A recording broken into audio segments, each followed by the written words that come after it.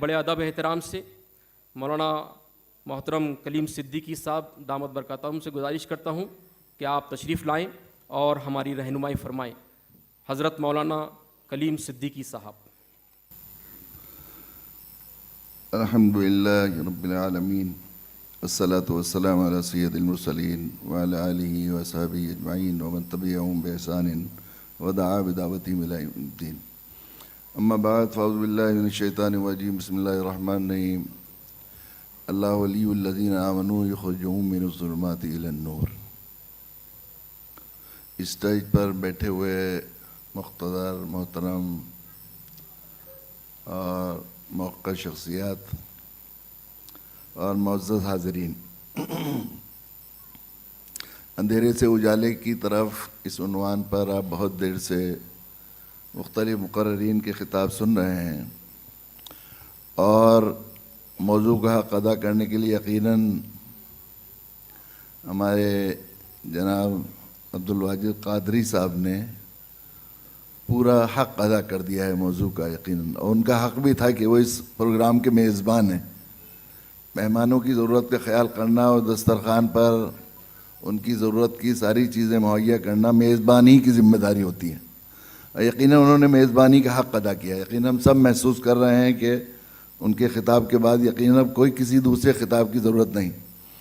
ابھی پروگرام کا وقت بھی ختم ہوا جاتا ہے اور صدر جلسہ کا خطاب بھی ہمیں سننا ہے.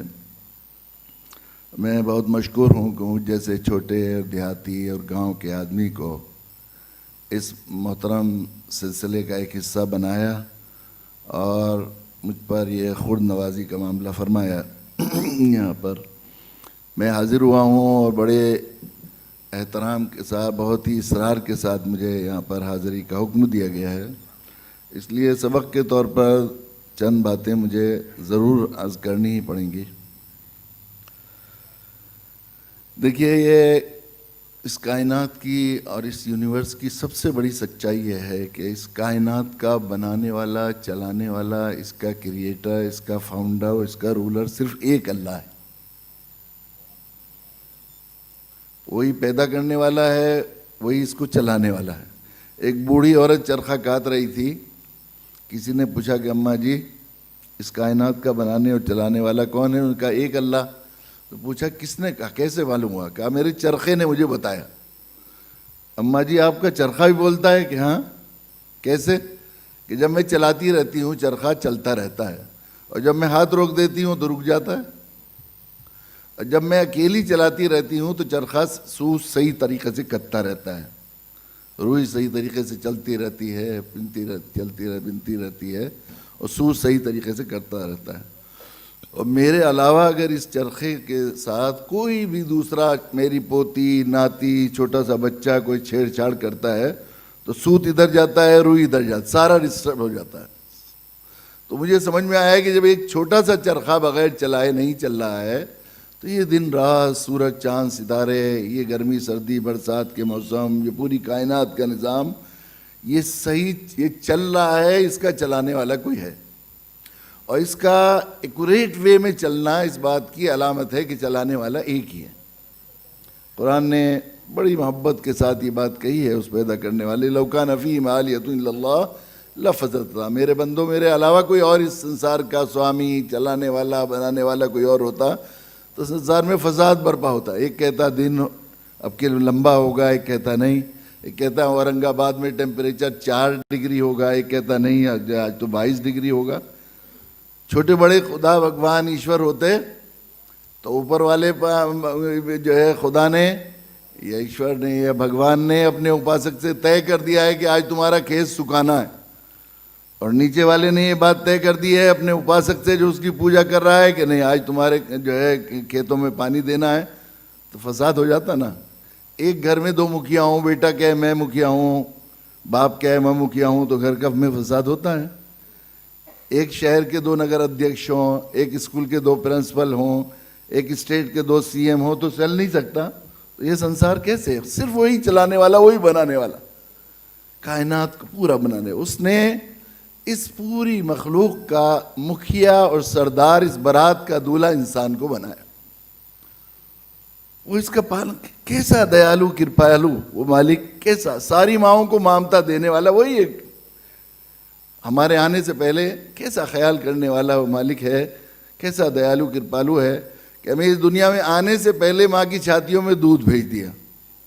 ہم میں سے کسی نے اس بات کی ریکویسٹ نہیں کی تھی کہ اللہ ہم دنیا میں جائیں گے, ہمیں ہمارے دانت بھی نہیں ہیں, ہمیں بولنا بھی نہیں آتا, ماں کے پیٹ نے تو آپ نے ہماری فیڈنگ کا انتظام کر دیا ہے, دنیا میں کیا کھائیں گے. ہمارے آنے سے پہلے آخری درجے کا بیلنس خوراک جو ہے جو اللہ تعالیٰ نے ماں کی چھاتیوں میں بھیج دی, ماں کے دل میں مامتا دے دی. کیسے ہیں وہ؟ ایک معذور بچہ جو پخانہ پیشاب بستر پر کرتا ہو, اس کی خدمت گزاری کے لیے ایک خادم کی ضرورت تھی, ایک سرونٹ کی ضرورت تھی جس کا کلیجہ مامتا سے نکلا ہوا ہو. وہی بچہ جب اس کی جو ہے وہی بچہ جب کسی دوسرے کے گھر پر پخانہ پیشاب کرتا ہے تو وہ عورت لڑتی ہے, اور وہی عورت جو دوسرے کے بچے کے پخانہ لڑنے سے لڑتی ہے, اس کے بچے نے, ہم نے سب نے اپنی ماؤں کے اوپر بھی پیشاب پخانہ کیا ہے, کبھی احسان بھی نہیں جتایا. تھوڑی دیر گیلا پڑا رہے بچہ اور اس کا ڈائپر نہ بدلے تو ماں کبھی احسان نہیں جاتا, دیکھ میرے علاوہ کسی نے سکھا دیا, بلکہ ہمیشہ ہی کہتی ہے میرے بچے تیری ماں کیسی ظالم بے رحم ہے, کتنی دیر سے تو گیلا پڑا ہوا ہے, تجھے دیکھتی بھی نہیں, کیسی گئی گزری ماں تجھے مل گئی ہے. ساری ایک معذور بچے کو کیسا شوق کے ساتھ خدمت کرتی ہے ماں. یہ کہاں سے آئی ہے مامتا؟ اس نے اپنی رحمت, اپنے کرم کے سمندر کا ایک قطرہ ساری ماؤں کو بانٹ دیا. اس نے اس پیدا کرنے والے انسان نے وَسَخَّرَ لَكُم مَّا فِي السَّمَاوَاتِ وَمَا فِي الْأَرْضِ جَمِيعًا مِّنْهُ, جو کچھ ہے وہ انسانی کے لیے پیدا کیا. سورج ہماری خدمت گزار, چاند ہمارا خدمت گزار, ہر چیز ہماری ضرورت آنے سے پہلے اس کا انتظام کر دیا ہے اس مالک. وہ جانتا, پیدا کرنے والے مالک ہیں. اَلَا يَعْلَمُ مَنْ خَلَقَ وَهُوَ اللَّطِيفُ الْخَبِيرُ, پیدا کرنے والے سے زیادہ نہیں جانتا کہ ہم نے اپنی مخلوق کو کیسا بنایا, اس کی کیا ضرورت ہے. انسان کو اس پیدا کرنے والے نے فطرتاً لالچی بھی بنایا اور ڈرپوک بھی بنایا. کوئی کہے کہ مجھے لالچی, مجھے کسی چیز کا لالچ نہیں ہے, وہ غیر فطری بات کہتا ہے. لالچ سب کو ہوتا ہے, لالچ الگ الگ ہوتا ہے. کسی کو مال کا لالچ ہوتا ہے, کسی کو جو ہے جائیداد کا لالچ ہوتا ہے, کسی کو عزت کا لالچ ہوتا ہے, کسی کو اللہ کی رضا کا اور جنت کا لالچ ہوتا ہے. اس طرح انسان کو ڈرپوک بھی بنا, ہر ایک ڈرتا ہے, کسی نہ کسی سے ڈرے گا ضرور. کوئی کہے کہ نہیں میں ڈرتا نہیں ہوں, غیر فطری بات کہتا ہے. ڈرتا ہے ہر انسان, ہر ایک ڈرتا ہے. کوئی پولیس سے ڈرتا ہے, کوئی کتے سے ڈرتا ہے, کوئی سانپ سے ڈرتا ہے, کوئی بے عزتی سے ڈرتا ہے, کوئی اللہ کی ناراضگی اور جہنم سے ڈرتا ہے. ڈرتا ضرور ہے. اس فطرت کا خیال کرتے ہوئے اللہ تعالیٰ نے اس انسان کو اس دنیا میں رہنے کے لیے, اس کی تربیت کے لیے, اس کو ایک اچھا انسان, چونکہ انسان کو سماجی حیوان بنایا, سوشل اینیمل بنایا. وہ ایک سماجی تانے بانے سے جڑا ہوا ہے. پورا سسٹم ہمارا سماجی تانے بانے سے جڑا ہوا ہے. کوئی بھی چیز جو ہم اس دنیا میں استعمال کرتے ہیں وہ ایک سماجی سسٹم سے مل کر بن کر ہمارے پاس آتی ہے. ہم اکیلے کوئی چیز حاصل نہیں کر سکتے. ایک قمیض ہم نے پہنی ہے, سوتی کرتا پہنا ہے, تو سوتی کرتا یہ صرف ہماری کوشش سے نہیں مل گیا, بلکہ اس کے پیچھے بہت ایک سماج, ایک سسٹم کا ہاتھ ہے. وہ روئی بونے والے کسان ہیں جو کپاس بوتے ہیں, ان کا ہاتھ ہے. اور کپاس بونے میں پھر جو بونے میں بھی جو مشینیں استعمال کی گئی ہے, جو پانی اس میں جو ہے دیا گیا ہے کپاس کے اندر, تو ٹیوب ویل بنانے والے وہ مستری ہیں, اور تمام چیزیں اس کے سسٹم, اس میں ہل چلانے والے, ٹریکٹر چلانے والے, ایرو چلانے والے, اس کے بعد وہ کپاس بننے والے, کپاس کو بین کر پھر اس کے سوت جو ہے بنانے والے کارخانے, اس میں کام کرنے والے لوگ ہیں. پھر اس کے بعد وہ اس کو تھوک میں اور ریٹیل میں بیچنے والے لوگ ہیں. اور اس کے بعد وہ جو ہے پھر کارخانوں, مارکیٹیں ہیں, ریٹیل کی مارکیٹ, اور اس میں سب کام کرنے والے ہیں. اس کے بعد وہ سوت کارخانے میں جو ہے وہ کپڑا بنا جاتا ہے. کپڑا بننے میں کتنے لوگ اس میں لگے ہوئے ہیں. کپڑا بننے کے بعد پھر انسان جو ہے بازار میں آیا ہو, اس میں اس پر جو ہے پریس کی گئی اور اس کی پیکنگ کی گئی. پیکنگ کرنے والے پورے لوگ ہیں. اور اس کے بعد وہ جو ہے درزی کے پاس گیا, اور بٹن اور دھاگے اور دوسری چیزیں اس میں لگائی گئی ہیں, مشینیں بنانے والے سسٹم. تو اتنے بڑے ایک قمیض جو میں پہن رہا ہوں, ایک پورے سماجی سسٹم کی کوشش کے بعد ہمیں ملی ہے. اب اگر یہ قمیص صحیح بھلی باتی طور پر مجھے اس وقت مہیا ہو سکتی ہے جب پورے سسٹم کے لوگ اپنے فرض شناسی کرنے والے ہوں. اگر ان میں سے کہیں بھی خرابی آئے گی تو ہم سب اس سماجی سسٹم میں پریشان ہوں گے. یہ انسان کی فطرت ہے. اس لیے اس انسان کو اچھا انسان بنانے کے لیے مالک نے انتظام کیا کہ یہاں اس انسان کے پیدا کرنے سے پہلے سورگ کو، جنت کو بنایا، اور اس پیدا کرنے سے پہلے دوزخ کو بنایا. انسان کی فطرت کو اللہ جانتے تھے. پھر اس کے لیے آدمی شروع سے اس دنیا میں جنت اور دوزخ کا اور اس کو سسٹم کو جیون گزارنے کا جو طریقہ انسان کی فطرت اور مزاج یہ بھی ہے کہ اس کے پاس کوئی بھی نعمت ہے، جو کچھ ہے، جو کچھ اسے استعمال کرنا ہے، بڑی سے بڑی قیمتی نعمت ہے، اس قیمتی نعمت کے استعمال کا صحیح طریقہ معلوم نہ ہو تو ہرگز اس سے فائدہ نہیں اٹھا سکتا آدمی. تو پورا یہ جس سر سے پیر سے پاؤں تک ایک پورا ایک جہان ہے. اور پھر دنیا کی ساری نعمتیں، وہ نعمتیں جن کے بارے میں قرآن کہتا ہے وَإِن تَعُدُّوا نِعْمَتَ اللَّهِ لَا تُحْصُوهَا، اللہ کی نعمتوں کو شمار کرنا تھا اور تو شمار نہیں کر سکتے. اس پورے سسٹم سے فائدہ اٹھانے کے لیے اور ایک اچھا انسان بننے کے لیے، ایک اچھا سماج ڈیولپ کرنے کے لیے اسے ایک وے آف لائف کی ضرورت تھی. اللہ تعالیٰ نے اس کے لیے، چونکہ انسانی فطرت یہ ہے جو چیز سیکھے گا نہیں تو پھر کوئی کام کر نہیں سکتا بغیر سیکھے. اس لیے سکھانے والے پہلے کتابیں بھیجی اپنے انبیاء علیہ الصلوۃ والسلام کو، ایک کے بعد جیون گزارنے کا ایک ڈھنگ، اور اس کا جو ہے جس کو دین کہتے ہیں، جس کو دھرم کہتے ہیں، وہ جو ہے اللہ تعالیٰ نے بھیجا. انسانی فطرت یہ بنائی ہے انسان کی. اللہ تعالیٰ نے اس فطرت کا لحاظ کرتے ہوئے اللہ تعالیٰ نے انبیاء علیہ الصلوۃ والسلام کو بھیجا. جو چیزیں نیچر، جو انسان کے لیے جو چیزیں انتہائی ضروری تھی، جن کے بغیر اس کی زندگی کا کام چلنا ناممکن تھا، ان کو فرض اور ضروری قرار دیا. جو چیزیں اس کے لیے زہر کی طرح نقصان دے رہی تھی ان سے روکا، انہیں جو ہے گناہ اور سن اور پاپ قرار دیا اللہ تعالیٰ نے. اور ان کے بتانے والے انبیاء نبیوں کا ایک چین حضرت آدم علیہ الصلوۃ والسلام سے لے کے ایک کے بعد ایک کو بھیجی. تو وہ زندگی گزارنے کا وہ طریقہ جو اللہ نے ہمارے فائدے کے لیے بھیجا ہے، اس کا نام دین ہے، اس کا نام دھرم ہے. پیدا کرنے والا اللہ، کوئی الا یعلم من خلق وهو اللطیف الخبیر، پیدا کرنے والے سے زیادہ کوئی نہیں جانتا کہ ہم نے اپنی مخلوق کو، اپنی مشین کو کیسے بنایا. ایک فون بنانے والی کمپنی ہے، وہ اس کے استعمال کا صحیح طریقہ بتائے گی، کہاں سے سننا ہے، کہاں سے بات کرنی ہے، کس طرح اس کو کھولنا ہے، لاک کو کھولنا ہے، کس طرح اس سے لائٹ دیکھنی ہے، کس طرح اس کے تمام فیچرز کے دیکھنے ہیں. تو وہ پیدا کرنے والے اللہ نے انسانی سوچ اور انسانی فطرت کا لحاظ کرتے ہوئے ذرائع مامتا اور شفقت، وہ دین کے نام کا دھرم جس کو کہتے ہیں، وہ بھیجا. ایک کے بعد ایک. سب سے پہلے حضرت آدم علیہ السلام اور میں جو ہے اس دین کو لے کر آئے. اس دنیا میں ہمیں بہت غلط فہمی ہوتی ہے، اور عام طور پر ہمارے یہاں برادران وطن ہندوستان کے بھائیوں کو اس سلسلے میں بہت غلط فہمی ہے. وہ سمجھتے ہیں کہ یہ اسلام ودیشی دھرم ہے، اور ہمارے ذہن میں بھی یہ بات ہے کہ حضرت محمد صلی اللہ علیہ وسلم اسلام کے پیغمبر نہیں ہے. اللہ حضرت محمد صلی اللہ علیہ وسلم پر اسلام کو مکمل کیا گیا. وہ last final and up to date edition لے کر آئے، جس کی شروعات حضرت آدم علیہ الصلوۃ والسلام سے ہوئی، جو ہے جن کے اوپر آدی گرنتھ اور زبر الاولین نازل کیے گئے. تو وہ دین پیدا اللہ تعالیٰ نے اس سے جو ہے انسانی فطرت اور مزاج یہ بنایا ہے. مجھے جو بات عرض کرنی ہے خاص طور سے آج کے اس مہم کے تناظر میں، وہ یہ ہے کہ انسان کی فطرت اور مزاج یہ بنایا ہے اللہ تعالیٰ نے کہ اسے روشنی کی ضرورت اور روشنی کی پیاس ہوتی ہے، اندھیروں سے وحشت ہوتی ہے. یہ تو اور قرآن نے جو ہے ہمیں بتایا، جا بجا جہاں بھی قرآن نے افمن شرح اللہ صدرہ للاسلام فهو علی نور من ربی، وہ جو مالک کی طرف سے بھیجا ہوا مشن اور دھرم اور دین کے طور پر اپنے نبیوں کے واسطے سے بھیجا ہوا ضابطہ اور وے آف لائف ہے، اس کو دین کا ہے، اس کو نور کے روشنی کے نام سے اسے قرآن نے موسوم کیا ہے. اس کے خلاف جتنے باطل نظریات ہیں، جتنے ادھرم ہیں، ان کو ظلمات اور اندھیرے کی ہیں، یہ اندھیرے قرار دیا ہے.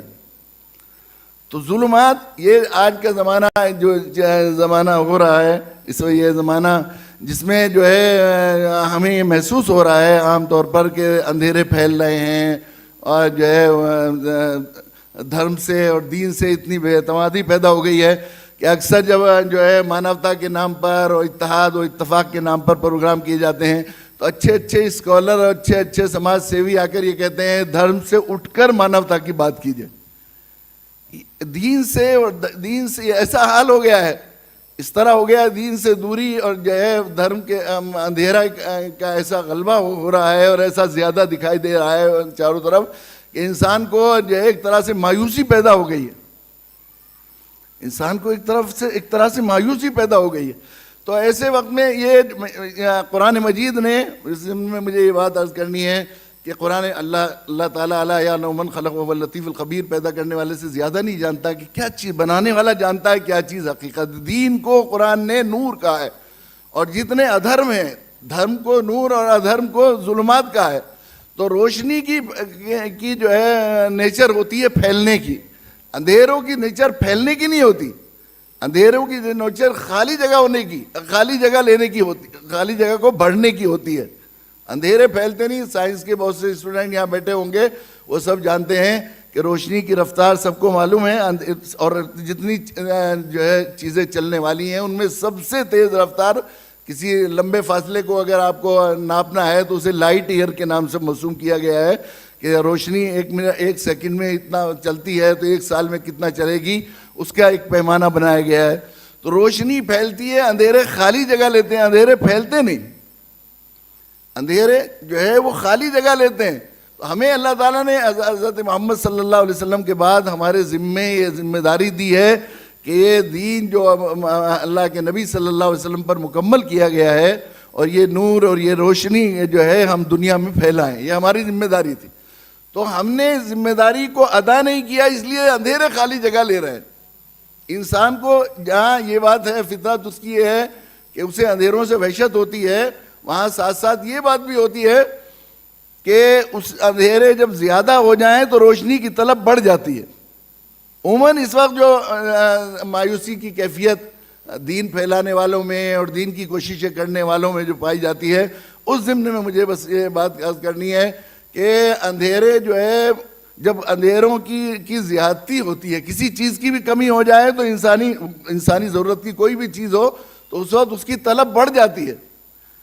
ہمارے یہاں یو پی میں ایک زمانے میں ایسا ہوتا تھا کہ بجلی بہت ہی کم آیا کرتی تھی, لائٹ کبھی آتی تھی بہت ہی زیادہ, اور پھر وہ ذرا سی دیر میں جو ہے تار ٹوٹ جاتے تھے, ٹرانسفارمر خراب ہو جاتا تھا. بڑی مشکل سے نیتاؤں اور کوششوں سے پھر وہ ٹرانسفارمر لایا جاتا تھا. تو جب وہ ٹرانسفارمر آتا تھا اور روشنی جلتی تھی لائٹ آتی تھی تو پورے گاؤں میں ایک شور مچتا تھا خوشی کا اور نعرے لگتے تھے. اس سے معلوم ہوتا ہے کہ اندھیرے جب زیادہ ہوں تو روشنی کی طلب بڑھ جاتی ہے. اگر آپ کو یہ محسوس ہو رہا ہے کہ اس وقت جو ہے دنیا میں خرابیاں بڑھ رہی ہیں, شرک پھیل رہا ہے, کفر پھیل رہا ہے, برائیاں پھیل رہی ہیں, تو اس وقت انسانیت کو اس کی جو ہے پیاس بڑھتی چلی جا رہی ہے. خوب اندھیرا ہو رہا ہو. قرآن نے کہا جا الحق وزاق الباطل ان الباطل کان زہوقا, حق آیا باطل بھاگا. باطل ٹھہرنے کے لیے نہیں ہے, حق جو ہے حق کے سامنے باطل ٹھہرنے کے لیے نہیں ہے, باطل تو جانے کے لیے بنایا گیا ہے. تیز اندھیرا ہو رہا ہو اس بڑے حال میں اور تھوڑی سی شمع جلائیے یا ماچس جلائیے, ذرا سی دیر میں اندھیرے جو ہے وہ کافور ہو جاتے ہیں. تو بالکل اسی طرح جن لوگوں کے پاس روشنی ہے انہیں مایوس ہونے کی ضرورت نہیں. میں بہت ہی ذرا مبارکباد دیتا ہوں جماعت اسلامی مہاراشٹر کو کہ انہوں نے یہ آواز لگائی. اس وقت انسانیت کو روشنی اور اندھیرے سے نکالنے کی شدید ضرورت ہے, اور اس وقت پیاس بھی بڑی ہوئی ہے آخری درجے میں, خصوصاً یہ ملک جس میں وقتی طور پر جو ہے جس کے بارے میں اللہ کے نبی صلی اللہ علیہ وسلم نے ارشاد فرمایا کہ مجھے ہندوستان کی مٹی سے محبت کی خوشبو آتی ہے. بعض علماء نے, اقبال نے جو ہے اپنے اشعار میں شعر میں بھی اس حدیث کے مفہوم کو قلم بند کیا ہے. میرے عرب کو آئی ٹھنڈی ہوا جہاں سے, میرا وطن وہی ہے, میرا وطن وہی ہے. یہ محبت بھرے لوگوں کا ملک ہے. بعض علماء نے کہا ہے کہ یہ حدیث موضوع حدیث ہے, یعنی گھڑی ہوئی حدیث ہے. ابھی مدینہ منورہ کے ایک عالم دین نے 17 صفحوں کا مضمون اس حدیث کی تخریج پر اور اس کی اسناد پر نقل کیا ہے کہ اللہ کے نبی صلی اللہ علیہ وسلم کو 1400 سال پہلے یہاں سے محبت کی ہوا آئی, اور یہاں یقیناً جو ہے بہت زیادہ اپنے خیرخواہوں کی اور اپنی بھلائی کا کام کرنے والوں کی آخری درجے میں پذیرائی اور قدر کا ماحول ہے. میرے حضرت مولانا علیمیہ نور اللہ مرقدہ فرمایا کرتے تھے کہ ہم بڑے خوش قسمت ہیں کہ ایسی قوم کے لیے ہمیں داعی بنا کر بھیجا گیا ہے, اور اس دین حق کو ان تک پہنچانے کی ذمہ داری دی گئی ہے جو اپنے خیرخواہوں اور ہمدردوں کی دیوتا بنا کر پوجا کرنے والی ہے. یہ ایسی خیرخواہ قوم ہے اور محبت کی ایسی قدر کرنے والی ہے. یقیناً دیکھیے وقتی طور پر جنون پیدا ہو جانا، کیونکہ یہاں داعیان حق ہیں اور دعوت کا ایک قافلہ یہاں سے چل رہا ہے، تو اس لیے میں جو ہے اپنے مسلسل زندگی سفر میں گزرتی ہے، اور سفر میں آدمی کو بہت سے لوگوں کو دیکھنے کا اور ماحول کو پرکھنے کا اندازہ ہوتا ہے کہ وقتی طور پر جو یہ جنون ہو رہا ہے جس کا ہر آدمی پر، ہر جو ہے درد مند ملک کے محبت رکھنے والے پر اثر ہے. اور آپ نے اب سے پہلے مجھ سے پہلے مسلسل مقررین کی زبان سے وہ بات سنی ہوگی کہ یہ جو وقتی طور پر جنون اور یہ نفرت کی باتیں ہو رہی ہیں اور اپنے سیاسی الٹ سیدھا کرنے کے لیے جو آواز لگائی جا رہی ہے اس کا اثر ذہنوں پر ہو رہا ہے، اس کا مطلب یہ نہیں کہ نیچر بدل گئی. وقتی طور پر جو جنون جو ہے اور نفرت حقیقی بالکل ایک ماں باپ کے بیٹوں بھائی بہنوں میں پیدا ہو جاتی ہے. ہندوستان ٹائمز میں ایک رپورٹ آئی تھی کہ ہندوستان کی عدلیہ میں جتنے مقدمات ہیں کرمنل کے، سول کے اور مال گزاری کے، ان میں 77% خاندانی رشتہ داروں کے ہیں. چچا بھتیجے، ان کا تو مذہب نہیں، ان کے تو سب کچھ ایک ہے، ان میں آپس میں جنون پیدا ہو جاتا ہے. اس کا مطلب یہ نہیں کہ فطرت بدل گئی، فطرت محبت بھری ہے. اور یہ محبت کی اور حق کی کے داعیوں کی ہمیشہ قدر کرنے والی قوم ہے. یہ خود ملک جس میں ہمیں یہ ذمہ داری سونپی گئی ہے، جس میں یہ آواز لگائی ہے اور یہ قافلہ چلا ہے من الظلمات الی النور کا، تو یہاں سے زیادہ بہتر اور سازگار حالات اس مہم کو چلانے کے اور کہیں نہیں ہیں. اس لیے کہ یہاں مذہب کے ساتھ دیکھیے پوری دنیا میں جو لوگ مختلف مذاہب کو ماننے والے ہیں، ہمارے یہاں یہ برادران وطن جو خصوصاً ہندو قوم خاص طور پر، وہ دین پر اور جو ہے مذہب کے نام پر سب سے زیادہ قربانی دینے والی ہے. جتنے لوگوں تک ہمیں دعوت پہنچانی ہے ان میں مذہب پر قربانی دینے والے اور اس کے لیے ایثار کا جو ہے معاملہ کرنے والے سب سے زیادہ ہمارے ملک کے لوگ پائے جاتے ہیں پوری دنیا میں. اور مذہب سے تعلق ہوتا ہے آدمی اپنے اللہ کو راضی کرنے کے لیے. دھرم کا معنی یہ ہے کہ میں جو اللہ کو پسند ہے وہ زندگی گزاریں. اس لیے یہاں اس مہم کے لیے انتہائی سازگار حالات ہیں. خصوصاً یہ محبت بھری قوم ہے، محبت کی قدر کرنے والی ہے. یقیناً ایسی قوم ہے تو یہ محبت کا پیغام اور حق کا پیغام اور خیر خواہی کا پیغام ہم یہاں اگر لیں گے تو آخری درجے میں قدر کرتی ہے. میدان دعوت میں جو لوگ کام کر رہے ہیں ان کو خوب اندازہ ہے. ہمارے ایک عزیز ہیں، انہوں نے ایک قلفی والے کے لیے، قلفی کی ریڑھی کے لیے ان سے کہا گیا کہ ایک شعر لکھ کر دیجئے. تو انہوں نے ایک شعر فی البدی کہا، قریب آؤ تو شاید سمجھ سکو مجھ کو، یہ فاصلے تو غلط فہمیاں بڑھاتے ہیں. میدان دعوت میں جاتے ہیں تو اندازہ ہوتا ہے کیسی محبت بھری قوم ہے یہ. اور اس کے لیے یہ جو مہم چلائی گئی ہے، یقیناً ان کا کتنا بڑا حق ہے. اور ہم نے کتنی دیر سے اس آواز کو لگایا کہ ہم ان کو اندھیروں سے روشنی کی طرف، کتنے حالات سازگار ہیں. اس کے لیے جو ہے میدان دعوت میں جاتے ہیں تو اندازہ ہوتا ہے کیسی محبت بھری قوم ہے. ہمارے یہاں اس میں نامہ نکلتا ہے ارمغان، اس میں ایک صفحے کا مضمون میں آخری صفحے کے نام سے بہت زمانے سے ہمارے ایک دوست ساتھی ایڈیٹر مولانا وسیع سلیمان نے مجھے اصرار کیا، تو زندگی کا کوئی بھی واقعہ جو مجھے دل کو چبھ گیا ہے تو اس کو میں نقل کرتا ہوں. اس میں نے نقل کیا ہے کہ پچھلے دنوں 2 فساد ہوئے بڑے، پچھلے یہ جو تھی اس میں ایک آسنسول کا فساد ہوا. آسنسول کا فساد ہوا، اس میں ایک امام صاحب کے اکلوتے بیٹے کو شہید کر دیا گیا. ہم سب کو معلوم ہے اس میں. تو ان کا انٹرویو چھپا امام صاحب کا. انہوں نے یہ بات کہی کہ میرے بیٹے کو شہید کر کے میرے گھر کا چراغ گل کر دیا گیا، اور میں اس غم کو تو صدمے کو کبھی بھول نہیں سکتا، اس سے ابھر بھی نہیں سکتا، مگر میں یہ نہیں چاہتا کہ اس کے بدلے میں کسی اور کے گھر کے چراغ گل ہو. تو میں نے ان کے تمام قاتلوں کو معاف کر دیا. لوگ اس کا بدلہ لینے کے چکر میں فساد کو آگے نہ بڑھائیں. یہ ابھی چند دن پہلے بات ہے، آپ سب نے سنا ہوگا. یہ انٹرویو گودی میڈیا، مودی میڈیا سب کچھ تھی، لیکن اس میں ہفتوں تک چھپا. میں نے خود ہندوستان ٹائمز میں پہلی مرتبہ کسی ایک شخص کا ایسا فوٹو دیکھا، قد آدم فوٹو پہلے صفحے میں، اور امام صاحب کا وہ پورا انٹرویو دیکھا ہیڈنگز میں. چونکہ وہ انٹرویو اتنا بڑا نہیں تھا کہ پورا صفحہ آ جاتا، لیکن پورے صفحے کو اس کے لیے خاص کیا گیا تھا، پورے صفحے میں انٹرویو آیا. اس کے بعد دوسرا فساد ہوا کاس گنج کا. کاس گنج ہے یہ آگرہ اور کانپور کے درمیان میں شہر ہے. وہاں 26 جنوری کو فساد ہوا. ہمارے ایک جاننے والے تھے نوشاد بھائی. وہ نوشاد جو ہے وہ وہاں اپنی بیٹی کو دیکھنے کے لیے آئے تھے، بیمار ہو رہے تھے لکھیم پور کھیری سے.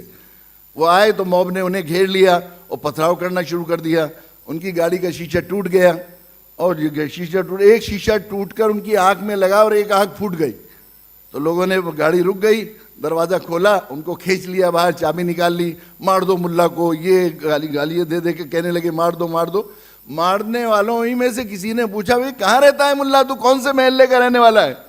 انہوں نے کہا میں تو باہر سے اپنی وہاں سے آیا ہوں, لکھیم پور کھیری سے, میری بیٹی بیمار ہے, میں اس سے ملنے کے لیے, اسے دیکھنے کے لیے آیا ہوں.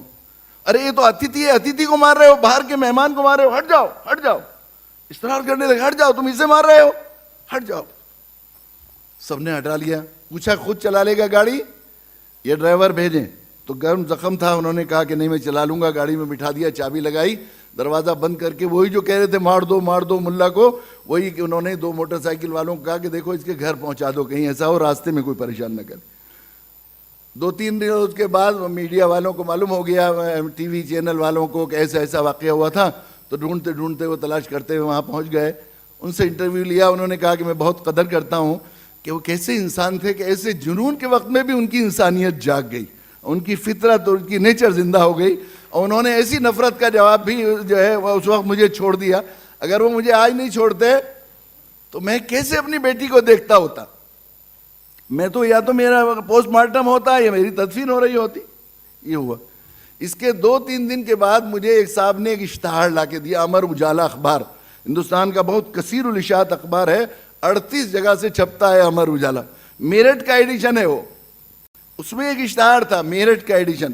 اب وہ کانپور سے بھی چھپتا ہے, آگرہ سے بھی چھپتا ہے. اس کا مطلب لوکل ایڈیشن میں نہیں, پورے انڈیا کے تمام اس میں بھیجا گیا تھا.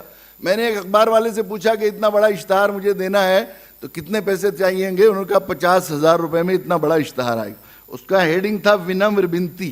اس کا کہا تھا کہ نوشاد بھائی جیسے لوگ بھارت کی مٹی پر عیش دودھ ہیں, فرشتے ہیں, آسمانی فرشتے ہیں, جنہوں نے ایسی نفرت کا جواب ایسی محبت سے دیا.